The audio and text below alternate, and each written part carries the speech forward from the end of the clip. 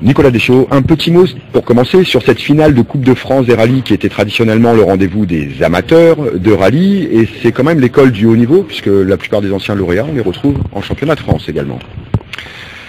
Preuve s'il en est que la finale de la Coupe de France est attendue par tous les pilotes, puisqu'effectivement on retrouve les anciens vainqueurs. Ça reste quand même le monde du rallye amateur. C'est un vrai succès populaire malgré des conditions météo difficiles hier soir, un vrai engouement populaire sur les spéciales. C'est toujours une vraie fête populaire parce que les gens viennent de la France entière, tous les pilotes se sont qualifiés dans leur région et c'est voilà le pinacle de notre sport automobile amateur et avec une très belle organisation et une météo un peu clémente, voilà aujourd'hui on peut se féliciter d'avoir de nombreux spectateurs. Un petit mot sur la fin de saison traditionnellement très riche pour la FFSA avec le retour enfin d'une manche française dans le cadre du WRC, la finale de Coupe de France et une belle actualité piste également à venir. Alors on vient de passer le Rallye de France qui était la première édition en Alsace, qui a été là aussi un fantastique succès avec 7e victoire de notre champion charismatique.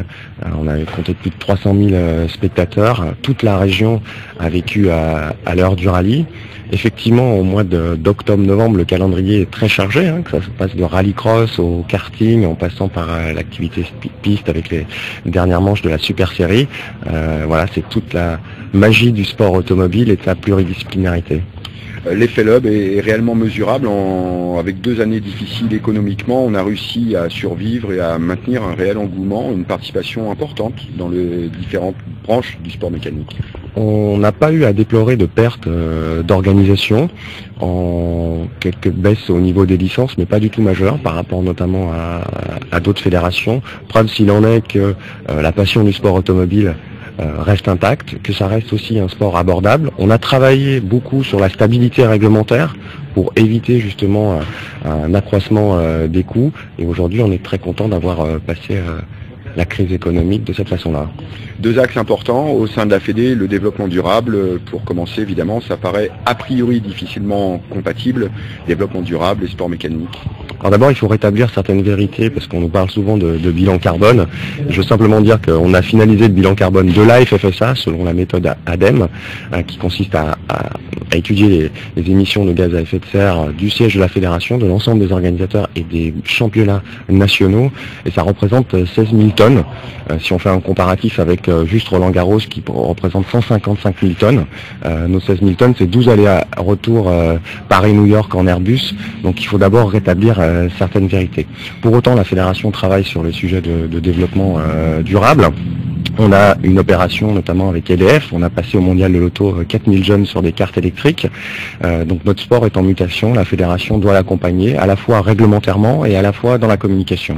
Est-ce que la Fédé accompagne ou prescrit également une prise de conscience plus poussée sur des innovations technologiques par exemple? On a une commission de nouvelles énergies qui travaille sur ces sujets-là. On travaille sur un projet de monoplace électrique. On travaille sur toute l'amélioration, j'allais dire, de l'environnement de la course. On a distribué une charte, notamment en karting, pour éviter les problèmes de dépôt d'huile. Qu'on ait un retravail de nos valeurs autour de ça. On doit être en capacité de démontrer que notre sport est pas plus polluant que les autres et surtout que notre sport a cet avantage de pouvoir être un effet accélérateur pour le monde de l'automobile et un effet accélérateur pour les nouvelles énergies. Ça passe également par la prise de conscience des jeunes générations, vous l'évoquiez à l'instant, des jeunes passés dans le cadre de l'opération de détection de karting. La prise en compte des jeunes pousses à la FFSA est de plus en plus importante, on le voit avec Sébastien Ogier au plus haut niveau, mais ça commence en bas de la pyramide, par quel biais? Alors on a plusieurs types d'opérations, un rallye jeune qui a permis de détecter Sébastien Ogier, Sébastien Loeb. Il est vrai que j'ai accompagné très fortement Sébastien Ogier dans ses premières années, financièrement, parce que c'était un axe majeur de ma politique, de pouvoir ramener au plus haut niveau des locomotives. Le sport automobile a besoin de locomotives fortes. En circuit, on a tout initié un programme donc d'équipe de France karting, d'équipe de France circuit, et un nouveau programme qui s'appelle le programme 10-15, où on suit 8 pilotes tout le long de l'année, qu'on accompagne encore plus fortement financièrement et dans le training pour amener amener au plus vite le retour d'un pilote en Formule 1. Et nous avons accompagné aussi Jules Bianchi financièrement très fortement cette année, ainsi que Jean-Éric Vergne, qui sont aux portes de la Formule 1. Un mot en ce qui concerne le comité spécifique de la Réunion, très éloigné, 9 participants tout de même sur cette finale de Coupe de France. C'est à notre niveau, on estime une belle réussite, en tout cas un record, cette participation.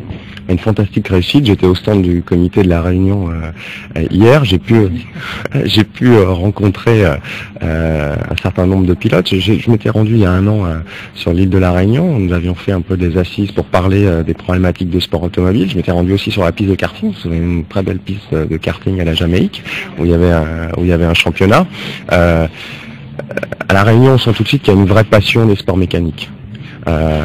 Comparativement au territoire, et un territoire qui géographiquement est pas facile, on a un nombre de licenciés important, c'est un comité qui compte, et surtout c'est un comité qui a des vraies valeurs autour, du rallye et une vraie passion du sport automobile, qu'on ressent vraiment quand on met un pied sur l'île. Qu'est-ce qu'on peut souhaiter pour l'avenir du sport mécanique au sens noble du terme, globalement ? Je pense que j'avais lancé un sondage Ipsos concernant la perception des sports mécaniques. On s'est rendu compte que les Français, de manière générale, étaient favorables aux sports mécaniques, que dans la tranche de 18 à 35 ans, à 82%, les jeunes étaient fans de sports mécaniques, et surtout les Français considèrent que les sports mécaniques sont l'outil de développement des nouvelles énergies de demain. Donc on doit céder au sport automobile de pouvoir muter. Il faut qu'il fasse un peu sa révolution copernicienne avec les constructeurs automobiles, et à la fédération d'accompagner tout cela. Vous pensez que la culpabilisation ancestrale face à l'automobile pour le pays qui a inventé l'automobile, finalement, c'est derrière nous maintenant ? Oui, je pense que les gens oublient qu'environ 10% des actifs en France, c'est lié au secteur de l'automobile. Que c'est un fantastique outil de mobilité. Par contre, j'allais dire, une des difficultés, c'est que certains politiques l'attaquent par simple posture politique, sans fond sur le sujet. C'est la seule chose qu'on peut regretter, parce qu'on est par moments attaqué à mauvais escient. Donc il y a un rôle didactique premier pour la Fédé ? Un rôle pédagogique, d'expliquer nos valeurs, d'expliquer ce qu'on représente en termes de retombées économiques. Quand vous avez par exemple en France plus de 250 rallyes, vous imaginez, il y a plus de 10 000 départs qui sont donnés, ce que se représente en termes de retombées économiques pour les préparateurs, pour les constructeurs. Donc c'est une vraie force économique pour un pays, au-delà de la simple force sportive. Et rappelons enfin que Sébastien Loeb a été élu le sportif préféré des Français.